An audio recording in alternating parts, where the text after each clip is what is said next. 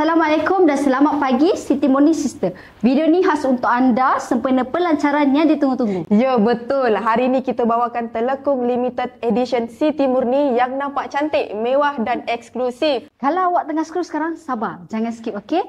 Hari ni kita bawakan banyak kejutan, hadiah misteri dan pembeli yang terawal akan mendapat hadiah yang terhad.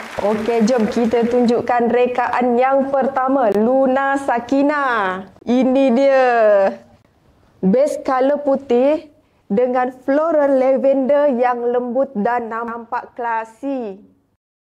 Okey, ini kita nak bawakan lagi satu koleksi. Dia ada pink-pink gitu. Okey, ini kita bawakan koleksi Sofia Liana. Dia base dia krim-krim, pink-pink macam gitu. Bunga-bunga dari krim. Nampak ayu, manis.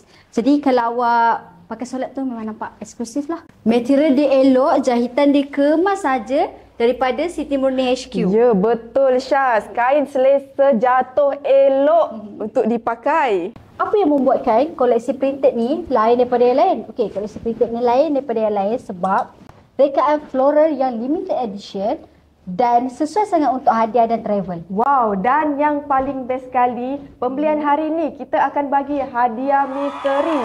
Tapi kita takkan reveal hadiah tu, Syaz. Okey, lepas tu? Sebab kita nak pembeli rasa happy bila buka parcel nanti. Jadi jangan tunggu lama-lama. Terus ke website official iaitu www.sitimurni.my. Dan awak jangan lupa untuk follow kami juga untuk dapatkan lagi koleksi yang menarik. Tapi yang ini awak kena grab sekarang. Telekung Siti Murni dekat di hati.